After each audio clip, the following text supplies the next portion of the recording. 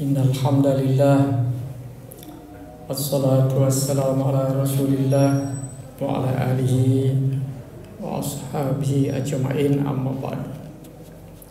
Wa ya ibadallah, ittaqullaha haqqa tuqatih wa la tamutunna illa wa antum muslimun.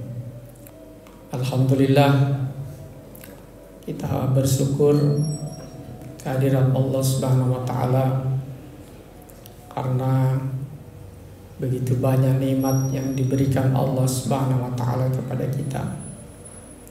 Salah satunya adalah nikmat sehat. Begitu banyak saudara-saudara kita yang tidak mendapatkan nikmat sehat ini, dan bisa jadi mereka berada di rumah-rumah sakit sementara dirawat. Ada yang di unit gawat darurat, rawat inap penyakit dalam, dan bahkan ada yang sementara berbaring di ICU, berjuang melawan penyakitnya. Mereka itu hanya satu permintaan mereka, tidak banyak, yaitu hanya sehat saja. Oleh karena itu para ahli mengatakan bahwa sehat itu adalah mahkota yang dipakaikan kepada orang sehat, tetapi hanya dapat dilihat oleh orang sakit. Artinya banyak orang sehat tidak mensyukuri nikmat sehat itu. Banyak perilaku yang justru tidak mendukung tercapainya hidup sehat.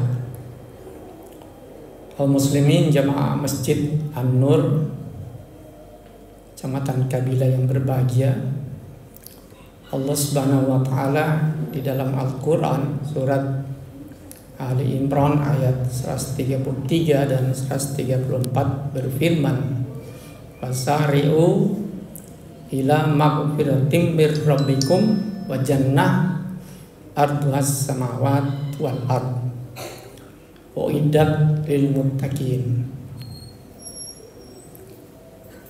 Kemudian di dalam surat Ali Imran ayat 134, "Alladzina yunfikuna fisyarra'i wad-dharra wal kaziminal ghaiz wal 'afina 'anil nas wallahu yuhibbul muhsinin." Saya tidak ingin mengkaji kedua ayat itu dari usul fikih, tetapi saya ingin mengkajinya dari aspek kesehatan. Di dalam surat Ali Imran ayat 133 itu Allah meminta kepada kita, wasari'u ila maghfirah, kita segera menuju ampunan Allah, wa jannah, dan surga, arduhas samawat wal ard, yang luasnya seluas langit dan bumi. Uiddat lil muttaqin. Jadi itu adalah hadiah dari orang-orang yang bertakwa. Di dalam surat Ali Imran 134 Allah melanjutkan orang yang bertakwa yang bagaimana yang akan mendapatkan ampunan dan surga itu. Alladzina yunfikuna bisyarra'i wad-dharra, yaitu yang selalu berinfak, bersedekah, baik di waktu sempit maupun di waktu lapang. Kemudian wal kaziminal ghaiz, yang selalu mengendalikan amarah. Nah, titik berat kita pada Jumat ini pada amarah itu. Ternyata mengendalikan amarah itu salah satu ciri orang bertakwa. Dari sisi kesehatan, marah itu apabila kita tidak kendalikan itu berakibat tidak baik bagi tubuh kita. Secara ilmu kedokteran, orang yang marah itu terjadi pelepasan hormon adrenalin yang tinggi dari otak ke dalam darahnya. Parahnya bahwa hormon adrenalin ini di jantung dia menyebabkan denyut jantung yang cepat, bisa lebih dari 100 kali per menit, yang normalnya hanya 70 kali. Apa yang terjadi? Denyut jantung yang cepat dan keras itu menyebabkan tekanan darah meningkat dengan tiba-tiba, sehingga tekanan darah ke otak menjadi sangat tinggi. Dan jika itu terjadi tiba-tiba, maka kita dapat mengalami serangan stroke. Sehingga banyak kita dengar orang yang mengalami stroke karena marah. Kemudian yang berikut, karena tekanan darah ke otak yang tinggi, terjadi turbulensi darah di kepala, di otak.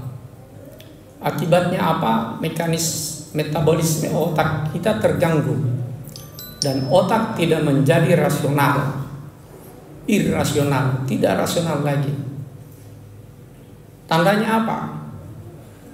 Orang tua tidak dikenal lagi, anak tidak dikenal lagi, suami istri tidak saling mengenal, sehingga ada terjadi pembunuhan seorang suami yang dilakukan seorang istri.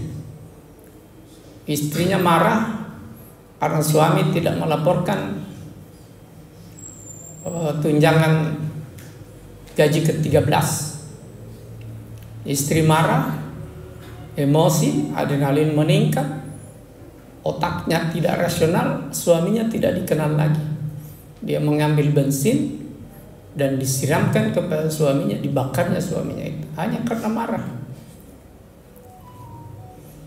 Kaum muslimin yang berbahagia,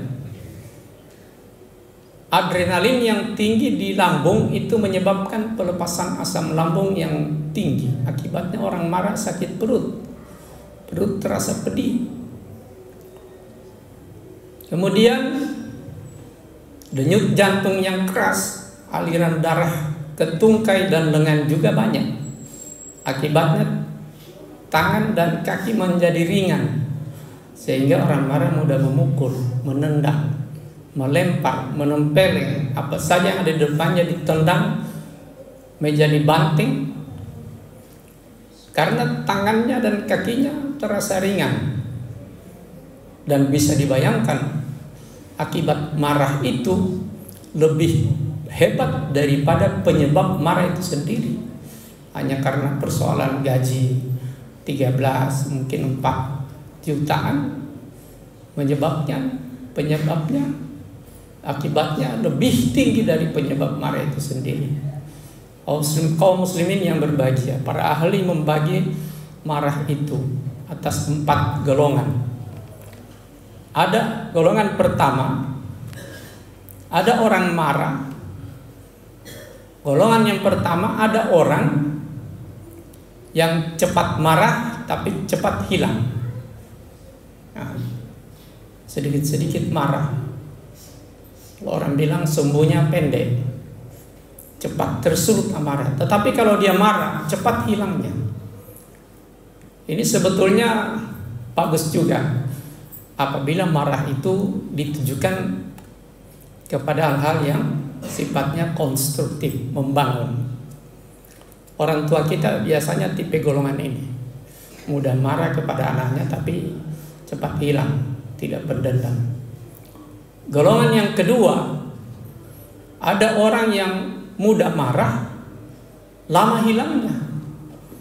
Orang seperti ini berpotensi tidak sehat, mudah kena stroke, darah tinggi, karena dia cepat sekali marah. Dan kalau dia marah, lama baru hilang, berhari-hari, berbulan-bulan. Biasanya juga orang seperti ini pendendam. Biasanya juga temannya sedikit, karena orang takut berteman dengan orang seperti itu. Yang ketiga, ada golongan orang yang lama baru marah, cepat hilang. Sebetulnya bagus ya, karena dia tidak mudah marah. Orang seperti ini biasanya penyabar, biasanya imannya kuat, penyayang, karena dia tidak mudah marah. Dan kalau dia marah cepat hilang. Dia juga tidak pendendam. Ini yang baik. Dan yang keempat adalah orang yang lama baru marah, lama hilangnya. Ya mungkin ya bagus, tetapi orang ini juga pendendam. Nah, kaum muslimin yang berbahagia, kita berada di golongan yang mana? Silakan menilai diri sendiri. Bagaimana sebetulnya untuk mengendalikan amarah itu? Al-Quran dan Sunnah Rasul sudah mengajarkan kita untuk bagaimana mengendalikan marah. Rasulullah bersabda, jika kamu marah dalam keadaan berdiri, maka duduklah. Dalam keadaan duduk masih marah, berbaring.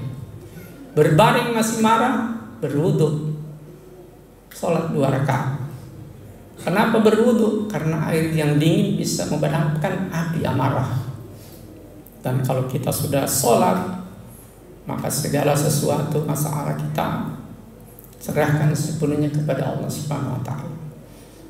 Dan yang terakhir dalam surat Ar-Ra'd ayat 28, Inna ala bidzikrillahi tatmainnul qulub. Berzikir, beristighfar. Cari tempat yang tenang, masjid, beristighfar. Karena dengan istighfar Allah Subhanahu wa taala menjanjikan tatmainnul qulub. Hatimu menjadi tenang. Kaum muslimin jemaah Masjid An-Nur yang berbahagia, inilah nasihat yang diperintahkan Allah kepada kita, bahwa betapa pentingnya mengendalikan amarah.